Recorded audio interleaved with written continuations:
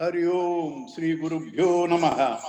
Hari Om Samasta Jana Kalyane Niratam Karunamayam Namami Chinmayam Devam Sadgurum Brahma Vidvaram. See the kindness of the masters. What they teach, they also give us practical experiences like these small interruptions, whether we can keep not merely our cool, whether we still are happy, pleasant, understand the problem of others, yours, and instruments. Normally, before these classes, this Vedanta, these small things are enough for us to bring the world down. And therefore, even these so-called interruptions, failures, they are all part of his scheme. Harsha is not well. She said, I am not coming to the class, but she is forced to come. Thank you, Harsha. God bless you. Anyway, so we are going through the book Kindle Life. This book is... Uncle, sorry to disturb. Is there any gadget next to you, Uncle? ஏதாவது gadget இருந்தா பக்கத்துல இருந்து எடுத்துருங்க uncle. Voice echo ஆகுது. ஏமா? IPad பக்கத்துல இருந்து எடுத்துருங்க அங்கிள். வெறும் போன் வெச்சுக்கோங்க. எக்கோ ஆகுது. Okay okay okay. Thank you, Uncle. Okay.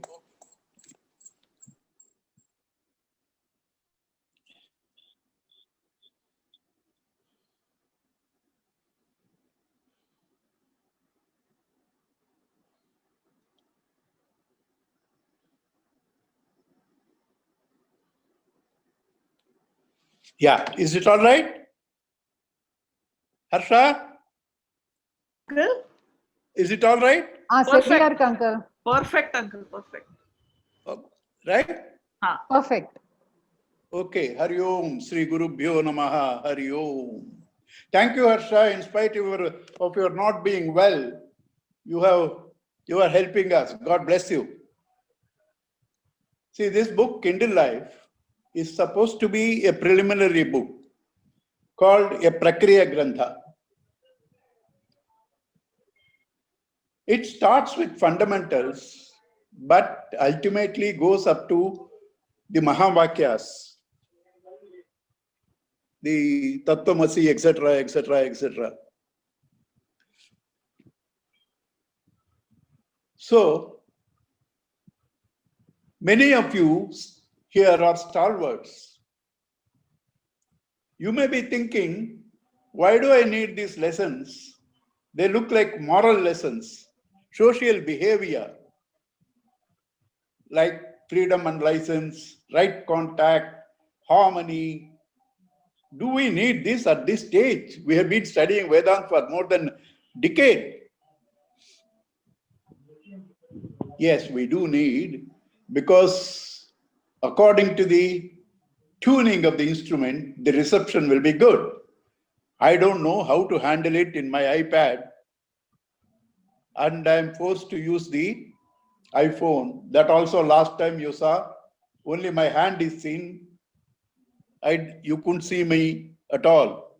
But this time I took some lessons, and I think I am visible now. So like this, unless you tune your personality, even that so-called spiritual experience is not possible.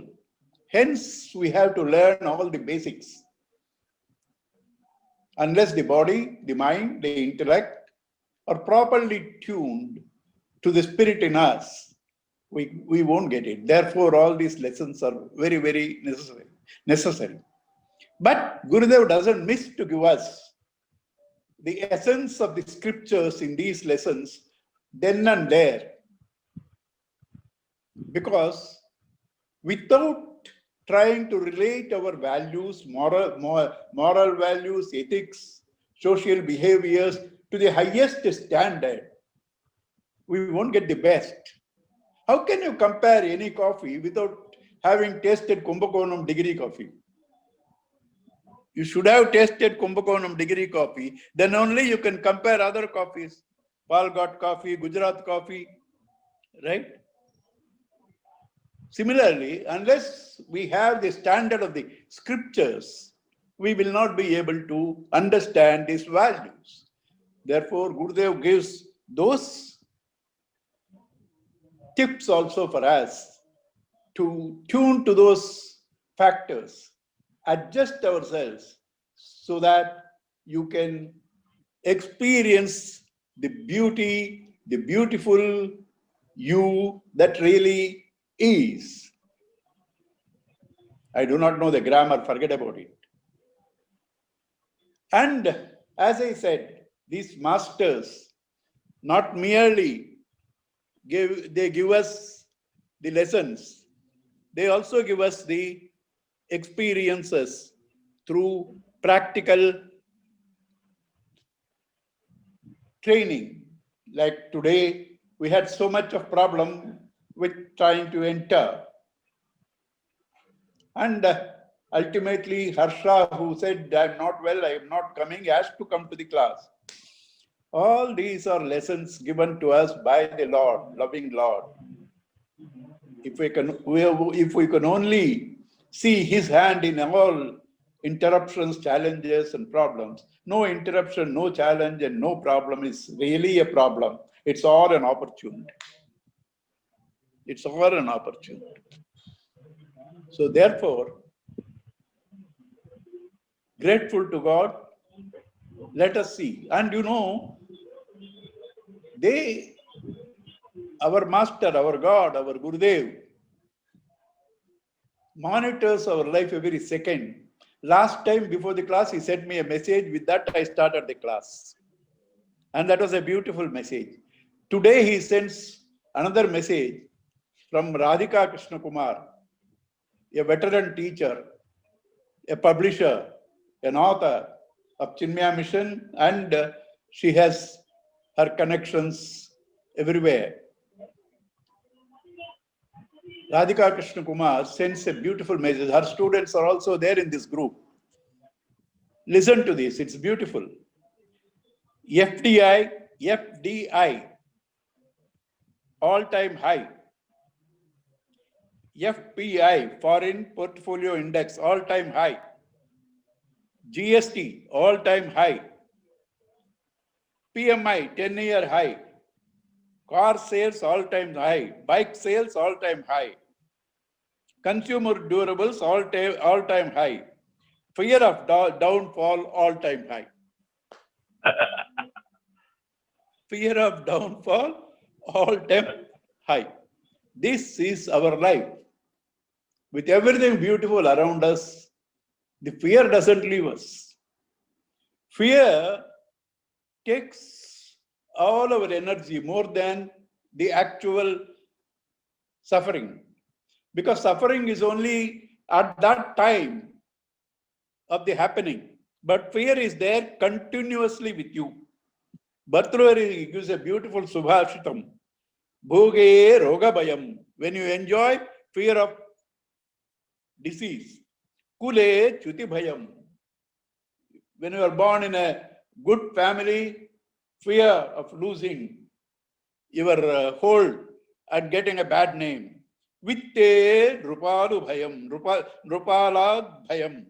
Rupalad bhayam. Vitte. When you are wealthy, you are afraid of the government. In those days, Bhartrahari says, in those days. But in those days, it was even different. Now you are afraid of the government, only taxes. In those days, it is not like that. If a king sees a good house, he says, take it. Nobody can question it.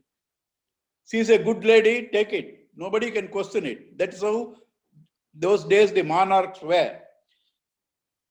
Mane dhainya bhayam. When you have a self-image, then you are afraid of losing that image. Bale ripu bhayam. When you are powerful, you have the fear of enemies. Rupe jaraya bhayam. When you are beautiful, fear of old age. Shastre vadibhayam. If you are well versed in Shastras, fear of the opponents who will argue with you. I have no fear, I'll say I don't know. Gune kalabhayam.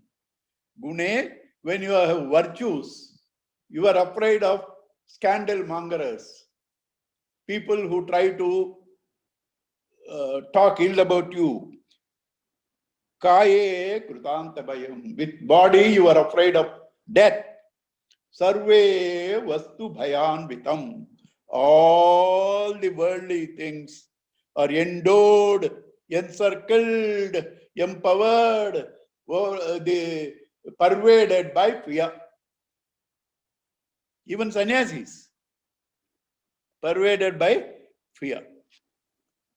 How? Then how do I go beyond this fear? Vairagyena abhayam. Vairagyameva abhayam. Why fear? He said each one, money, power, beauty, family. Because you are attached to them, fear. If you are not attached to them, where is the fear? A man with a lot of money cannot walk late night alone. A man who has no money in the pocket can walk at any time. Right? So it is our attachment that causes fear. Have things, enjoy, but don't be attached. What is attachment? Gurudev says, I plus I want. The ego plus its desires. Mere desire is not an attachment. Want to do good is not an attachment. It is ego-prompted desire that coupled with the ego becomes an attachment, dependence. Why this dependence? Confusion of your identity. You think you are the body, therefore all bodily needs you become dependent. You think you are the mind, therefore all emotional bonds you are worried. What will that person think? Usually that person used to smile at me. This time they didn't even smile at me. They laughed at my back.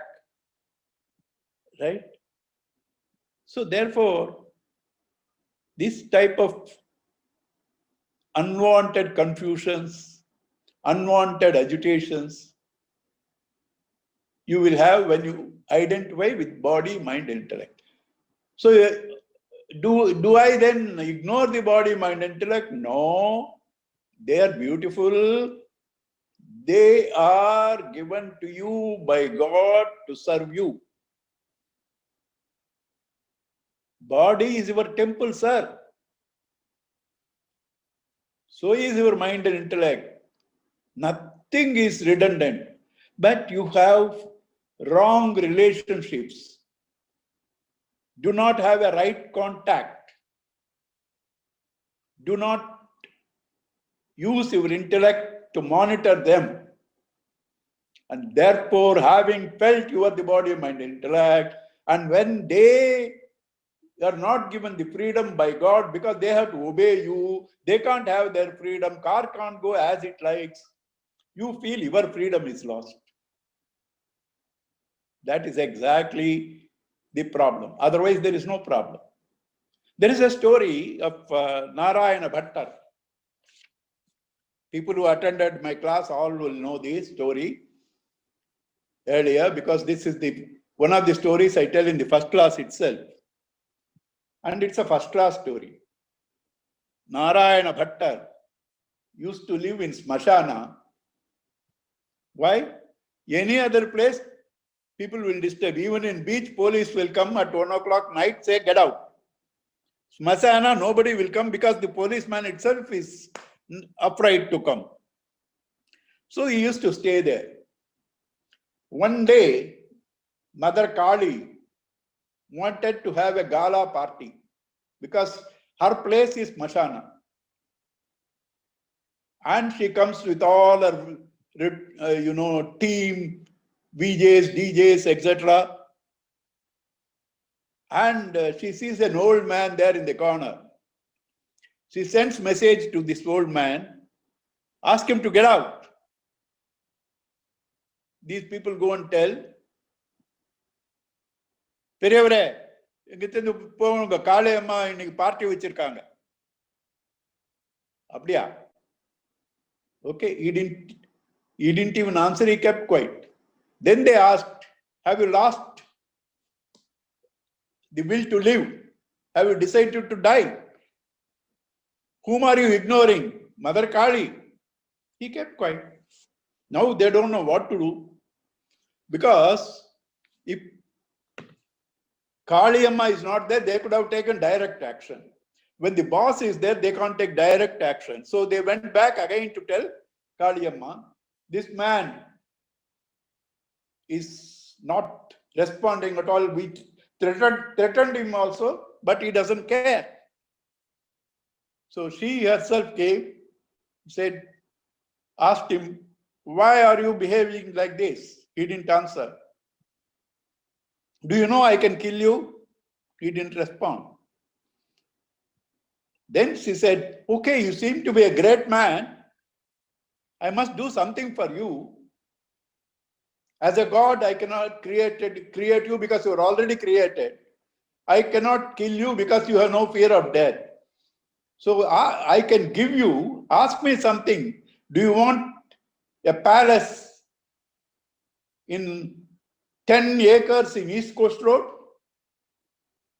Or do you want Apsaras to serve you? Designer made cars? That man didn't reply, because he remembers Nachiketa saying, Shobhava Martyasya, all these things will not remain tomorrow. Jarayanti Tejaha, they sap your energy only. And therefore, Nachiketa says to Yamaraja, Tavaivavaha Tavanut, you keep all these things for yourself. You need them, I don't need. Similarly, this man didn't respond to that offer of Kaliyamma also. So she ultimately begged him, please ask me something, otherwise my godhood is gone. So he says, okay, I pity you. I have elephantitis on my left leg, transfer it to the right leg. That's all he wanted from her. He has no value for anything. Such a man who has no value for anything, what has he to fear?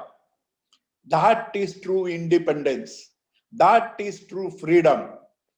All of us are all the time not only afraid of others in the family, others in the society, the government, gods we are afraid.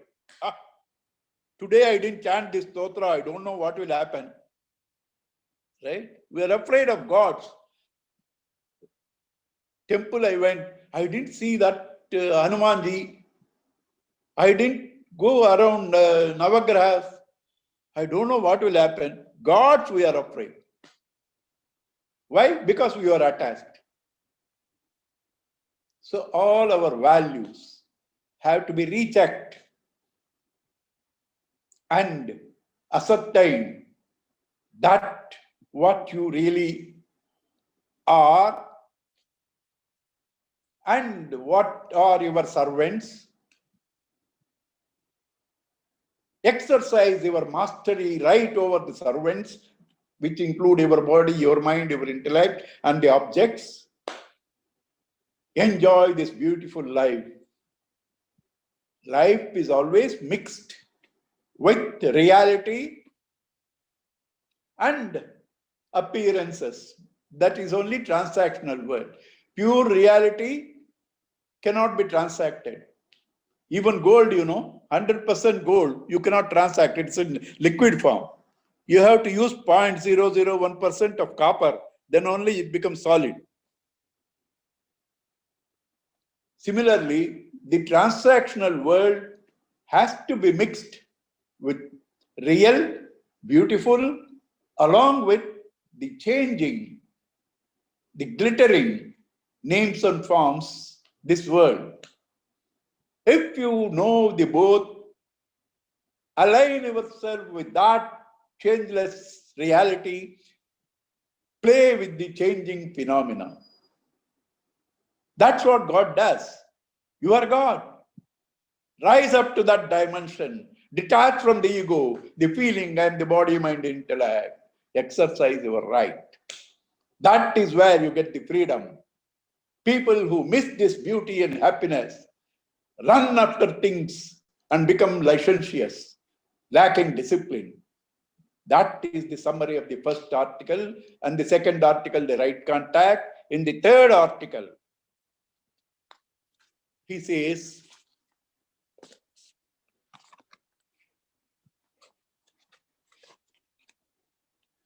there is another beautiful tip here. He says, independence is your very essence. Independence is your very essence. Our example is the Narayana Bhatta. That's your essence. Essentially, you are the self. The self is full and complete. It's not subject to the 6 modifications: birth, growth, disease, decay, death, etc., etc. You are alone there. Only with the second fear starts. Why you need other things? They are all your expressions. You are chasing your shadow. You are a beggar at your own house. Know yourself and exercise your independence. And Gurudev again says, I told you, he will give the spiritual essence also in these apparently primary lessons. Man being essentially divine by nature. The call of the higher is in the bosom of every one of us. But while facing the challenges of life, we know not the right direction in which to turn. Again, Sri Gurudev says, a few decades back, we used to read in the newspapers, situation in Kashmir. Then we started reading problem in Kashmir. Then we started reading crisis in Kashmir.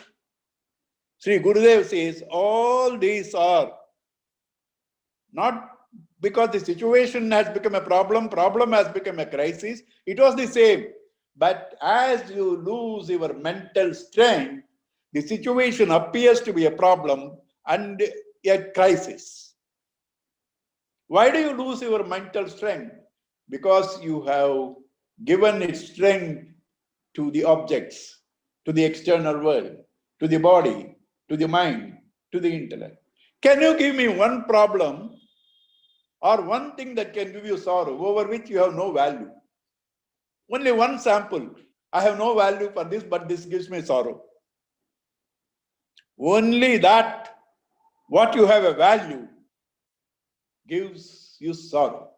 All values are relatives, and relatives always give you sorrow. All of you know that, right? And therefore, rise above the values to the absolute. Stay there, play with the world. Then you will enjoy both. Tapan Maharaj says, while you are bathing in Ganges, half of it is in the coolness of the Ganges, half is exposed to sun. You enjoy the coolness, sun you ignore. When it is too hot, dip into the waters. You're a gnani, a man who aligns himself with God, experiences the beauties, Shantam, Shivam, Sundaram, inside and plays with the world outside. When it is too hot there, he takes a dip into the self, the soul protection. Kurmaniva sarvashaha yada samharate cha ayam. Just as a tortoise withdraws its limbs unto the shell, you withdraw your mind unto the self. That is the way to play with the world, experience your freedom and independence.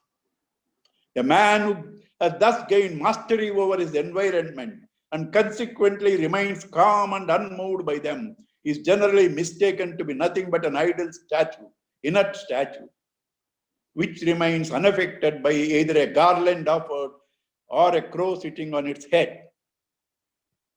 This is all because of our ignorance. solution lies for the man who is tossed by the storms in finding an ideal life. An ideal life is that which is supported by an ideal. A man who has no ideal will not have an ideal life. What is the real ideal? How do you judge something real, good, even values?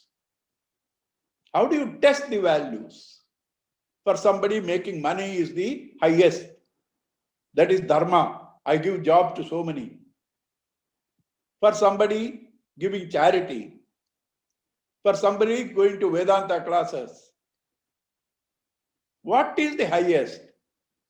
That weight never makes you feel wanting anything. That weight makes you give sense of completeness. That which does not take away your peace. That is the highest. Therefore, the Sri Gurudev says, secret of success in life thus lies in keeping the head above the storms of the heart. Keeping the head above the storms of the heart.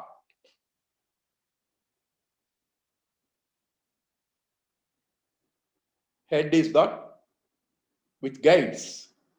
It always operates in sattva. Should always. But there are many heads which are confused. If the right head is there, it operates in sattva. Mind mostly operates in rajas. And if you control rajas and tamas through sattva, body and mind through intellect, you are leading a beautiful life. And then you kindle your life. The next article gives another clue from the Shastras. Gurudev says, what are the main goals of life? I want money. Okay. Is that the end? Is money for itself? No. Money for its purchasing power. Okay. You want power? Yes. Is the power end? No. Then what? Money, power. So many sensuous enjoyments. Is that all? Can they all give you happiness? No. They all go with problems. The sensuous joys are wrapped with glitter. The covering is joys, content is sorrow. Covering is joys, content is sorrow. Don't have any doubt in that. Dukkha yonayaha, he says. They are the wombs of sorrow. They are the wombs of sorrow. Why? Because they are finite. How can finite thing give you infinite happiness?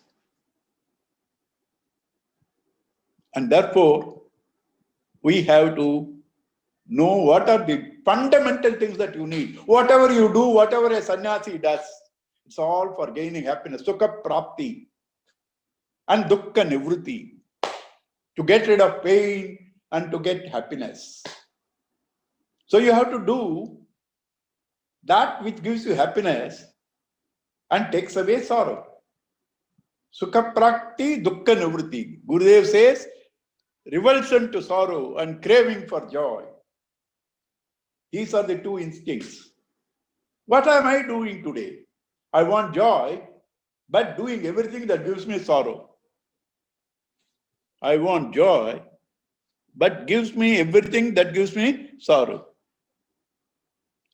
Our Guruji says a beautiful sentence. Canvas for Brahman, vote for Maya. Right? That's what we are doing. You want happiness, but whatever you do will give you only sorrow. So what do? Swamiji gives a lovely example here. We are but too familiar with the striking contradiction in life between a millionaire sitting and mourning in his palatial apartments. Comfortably, palatially he mourns, right? Apartments, and an ill-clad peasant roaming in ecstatic joy. An ill-clad peasant means farmer, roaming in ecstatic joy, and a millionaire mourning in his palatial building. These are all common sights. These are all common sights. Which millionaire without a spiritual background can ever sleep peacefully? Millions, billions, and wealth is not an abstraction, but your obsession with them without the right values, they bring you sorrow. Anything. Wealth means not necessarily money. Whatever you think, without that you are not complete, including Vedantic studies and classes. See, many people have realized they don't come to classes. That is independence. And now, what is happiness? Gurudev gives a beautiful analysis. When you have an object, it gives you satisfaction. You think it gives you happiness, like cigarette. But the same cigarette gives sorrow to others. And for the same man, when the cigarette gives him lung cancer, it becomes sorrow. Therefore, it's not the cigarette that gives joy or sorrow. It's the value that you have for a cigarette. It's all in the mind. Therefore, happiness is a state of the mind. What type of mind can get happiness from this objective world? If the mind is focused to joys by their very nature are diminishing value with lot of side effects, taking away your physical energy, making you a slave.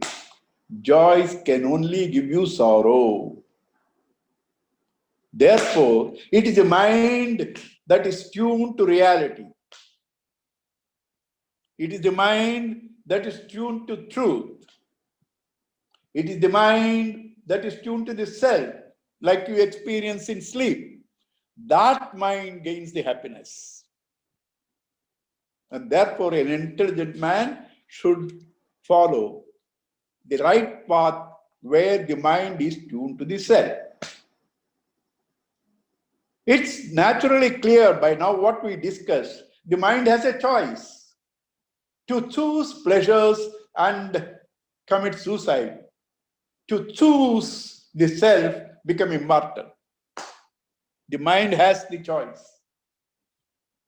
Coming back to our transactional world, these two pursuits are called path of the good, path of the pleasant, Shreyas and Preyas. Path of matter, path of the spirit. Pull of matter, pull of spirit. Pull of matter and pull of spirit. The pull of spirit, initially you may be reluctant, but ultimately it not only good, it becomes a joy. When a man is aligned to the good, he is secured and enjoys the entire world around him. He is happy also. A man who is attracted by the material joys doesn't have good, ultimately loses the joys too. These two paths are called Shreyas and Preyas. One is the pull of spirit, intellect, reason. Another is the pull of matter, passion. prayers. Reason and prayers. Both these paths are available to all of us at each time. What you choose, that will bless you. What you choose, that will bless you. Through choosing Shreyas, you not only get security, and finally, you are happy too. You know the example of students. Some very rich children go to colleges. They never attend the classes, all the time under a tree or in a canteen. They study 10 years in the same college, in the same class, because that's what they come. They have money. They want to spend the time with the friends. Ultimately, what happens? Their life is ruined. Nobody respects them. Their money doesn't give them anything. Nobody respects them. Their own children don't respect. And there are some people who are focused to studies. Then what happens? They become IAS officers. Now what happens? He gets the freedom to enjoy whatever he wants. The man who was in the canteen loses all his freedom. The man who pledged his freedom for his welfare gets all the freedom. That is the nature of things. You temporarily withdraw from the attractions of the body, mind, and intellect. Focus onto the self. You will enjoy both later. Because for you, everything is God. Therefore, there is no dichotomy in your personality. And then in the next, Gurudev analyzes how and why this problem. We hardly know the mechanism of happiness. Happiness is an experience. An experience has three factors: the experiencer, the experienced, and the very experience, the relationship between the two. Right now, we think happiness comes only from the experienced. And that changes continuously. Your taste also changes between ever-changing factors where you get a secured happiness. And the beautifying this experience, the world, is the job of the scientists, which enhances your standard of living. Our rishis, having felt that this is not the solution, they started inquiring into the very structure of the experiencer and found the experiencer apparently, though looks as one, has four dimensions: the physical, the emotional, the intellectual, and the spiritual. When they are in harmony, the experience produces happiness. When there is no harmony, it brings you sorrow. Gurudev gives a beautiful example, and then we have to, from that, understand how do you harmonize these four things: the body, the mind, the intellect. When a chocolate is given to you, the body wants to eat. Then you feel, oh, this is a rare chocolate, I will share it with my kids, and you don't eat it. For the emotional sake, your body is willing to forego, because the joy at the emotional level is greater than the body. Body is limited to a particular area. Mind can go wherever it wants. That which is limited and easily seen is called gross. That which travels a larger area, which is not easily seen, is inferred, is called subtle. A subtle thing, it has larger area of operation and occupancy, and therefore greater joy. Body's joys are limited, emotional joys are greater. Similarly, people who are fired up with intellectual convictions, they sacrifice both their bodily needs and emotional pulls, like the freedom fighters, because mind can only probe into known areas. Intellect can probe into unknown areas. Therefore, it is even subtler. Take this argument: that which is subtle occupies a larger area, gives you a larger happiness. what is it that is the subtlest, which occupies everywhere, naturally has a lot of happiness? Your own self. That is the spirit, the fourth dimension. The body, the mind, the intellect, and the spirit. Then what happens? If you operate from the emotional level, your body sacrifices its demands because the joy is more there. If you are at the intellectual level, the body and mind sacrifice their demands because the joy at the intellectual level is more. If you are living at the spiritual level, the body, the mind, the intellect, all of them sacrifice their rights because it's the highest bliss. So if you want to harmonize that all of them to cooperate, all of them to fall in line with the body, the mind, the intellect, tune all of them to the self. That is the simple secret of harmonious living. You have to, for this, understand the experiencer. Try to make him the master of the experienced. Choose the path of the good in preference to the path of the pleasant. And that is the message up to Article 6 and 7. 7 deals with the personality layers, the various personality layers, and says it's here the religion holds a mirror up to man's real nature within and also provides him with the ways and means for chastening his emotions and edifying his thoughts. Unless you are exposed to that mirror of the scriptures, you cannot chasten your emotions and edify your thoughts. Therefore, the need for spiritual study. And now the next, this thing is same thing extended a little more, explaining what the body, what the mind, what the intellect is. We read it in the Atmabodh. Body is like the house, hutman, that hosts the Swami. Mind is the receiving clerk in the counter. Intellect is the guiding officer. Body lifts objects. Mind wanted them. Intellect says, okay, this is okay, that is not okay. Body is inert. Mind is a flow of thoughts. Intellect are like the two banks of the river.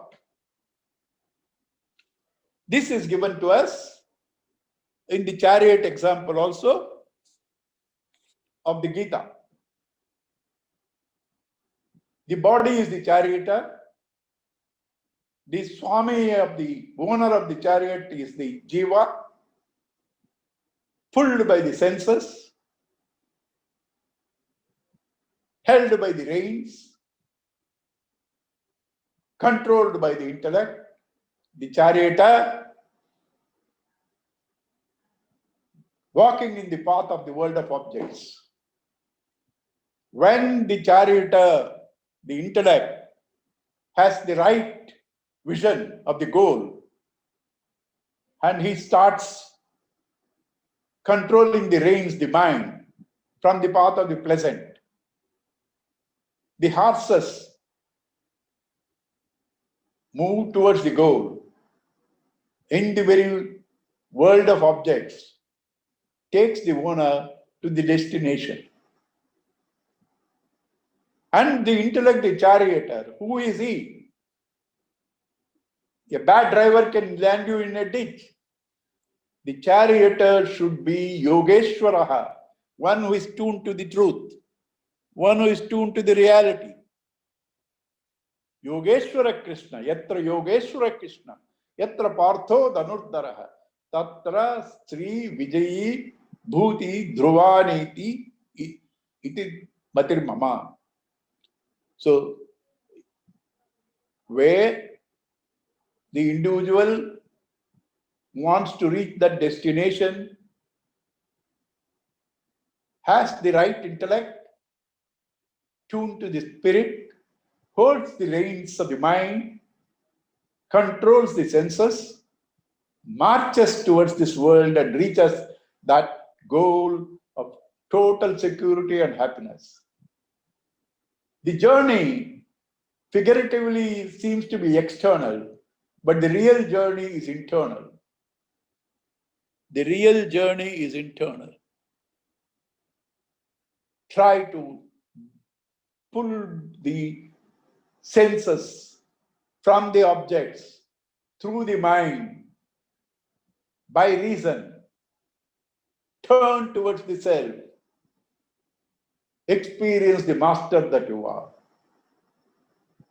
That is the significance of the charioteer of the Gita. So we'll see as the team goes, Gurudev goes into different topics. Probably tomorrow, next class, we'll go into the karma.